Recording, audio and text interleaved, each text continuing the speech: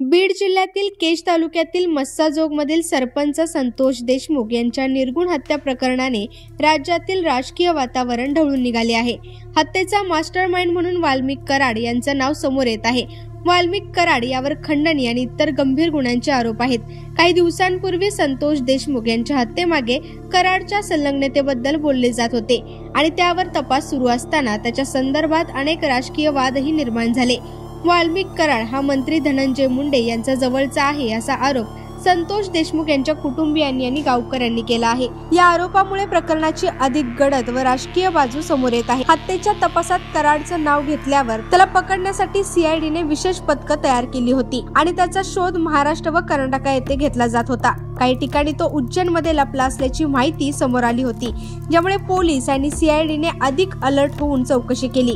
अखेर वाल्मिक कराडने स्वतःहून पुणे पोलीस आणि सीआयडी समोर शरणागती पत्करली आहे।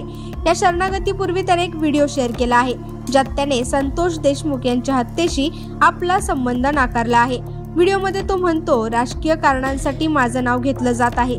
जर मी दोषी असेल तर मला शिक्षा द्या। मला अटकपूर्व जामिनाचा अधिकार असूनही मी सीआयडी समोर हजर होतो। संतोष देशमुख यांच्या मारेकऱ्यांना अटक करा आणि फाशी द्या असे तो म्हणाला। तो स्पष्टपणे सांगतो की त्याला या प्रकरणात सापळात अडकवण्यात येत आहे। तथापि वाल्मिक कराडच्या शरणागतीनंतर विरोधकांनी मागणी केली आहे की त्याच्यावर हत्येचा गुन्हा दाखल करावा आणि त्याला आरोपी बनवावे। काही राजकीय पक्ष आणि संतोष देशमुख यांच्या कुटुंबियांचे म्हणणे आहे की वाल्मिक कराडच हत्येचा मुख्य सूत्रधार आहे।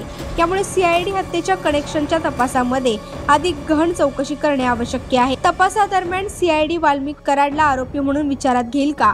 हत्येच्या कनेक्शन मध्ये त्याची भूमिका काय आहे? या प्रश्नांची उत्तरं तपासाद्वारेच मिळणार आहेत। हत्येचं गूढ उलगडण्यासाठी सीआयडी अधिक माहिती मिळवण्यासाठी त्याला कसून चौकशी करणार आहे आणि यामुळे त्याच्यावर अधिक गंभीर आरोप लागू होऊ शकतात। त्यानंतर वाल्मिक कराडच्या व्हिडिओमध्ये केलेल्या दाव्यानुसार राजकीय हस्तक्षेपामुळे त्याचे नाव गुन्ह्यात घेतले जात आहे, परंतु तपासादरम्यान आणखी काही महत्त्वाची माहिती उघड होण्याची शक्यता आहे।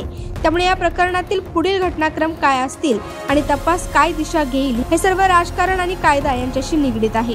मी वाल्मिक कराड केज पोलीस स्टेशनला खोटी खंडणीची फिर्याद दाखल झालेली आहे। मला अटकपूर्वचा अधिकार असताना मी सीआयडी ऑफिस पुणे पाषाण रोड इथे सिलेंडर रोड आहे।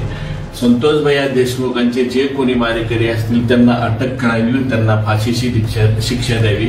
राजकीय दोषापोटी माझं नाव त्याच्याशी जोडलं जात आहे। पोलीस तपासात जे निष्कर्ष निघाले, मी जर दोषी दिसलो तर न्यायदेवताने मला जे शिक्षा देईल ते मी भोगायला तयार आहे।